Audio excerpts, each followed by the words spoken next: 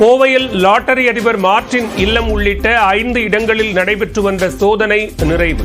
முக்கிய ஆவணங்களை அமலாக்கத்துறை அதிகாரிகள் எடுத்துச் சென்றதாக தகவல்.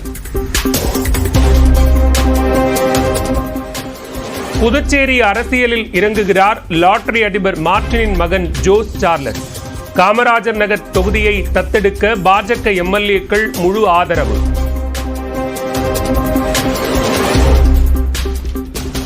சென்னை மேடவாக்கம் பகுதியில் சாலையோரம் அமர்ந்திருந்த முதியவரை முட்டிய மாடு. பதற வைக்கும் சிசிடிவி காட்சி வெளியானதால் மக்கள் அதிர்ச்சி.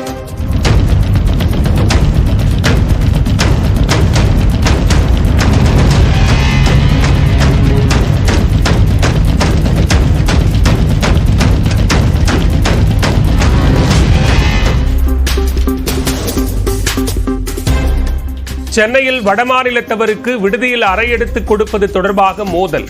ஓட்டலில் பெண் ஓட்டுநரை இளைஞர் அறைந்த சிசிடிவி காட்சி வெளியானது.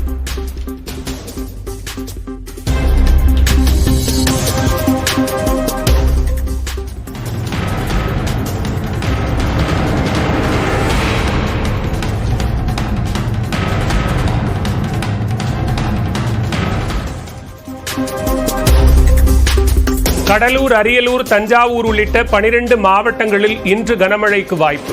நெல்லை, கன்னியாகுமரி உள்ளிட்ட தென் மாவட்டங்களிலும் கனமழை பெய்யும் என கணிப்பு.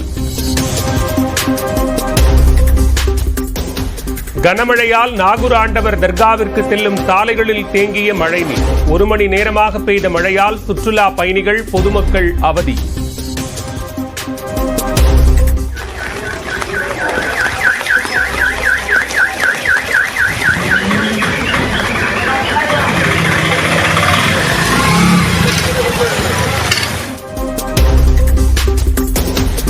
சென்னையில் மேலும் 2 நாட்களுக்கு மிதமான மழை தொடரும். வானிலை ஆய்வு மையம் கணிப்பு.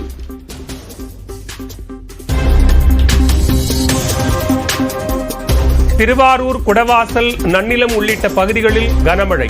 3 நாட்களாக மழை நீடிப்பதால் குளிர்ச்சியான சூழல்.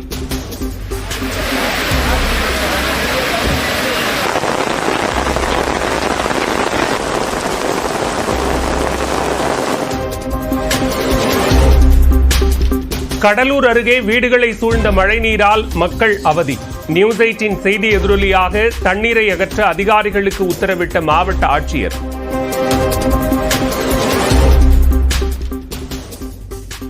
கனமழையால் கீழ்வேலூர் அருகே 100 ஏக்கரில் நெற்பயிர்கள் சேதம்.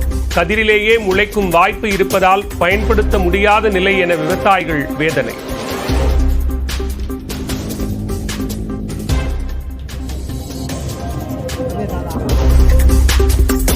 தாம்பரத்திலிருந்து சென்னை கடற்கரைக்கு ரயில் சேவைகள் குறைப்பு. தண்டவாள பராமரிப்பு பணியால் 1/2 மணி நேரத்திற்கு ஒரு மின்சார ரயில் இயக்கப்படுவதால் அலைமோதிய கூட்டம்.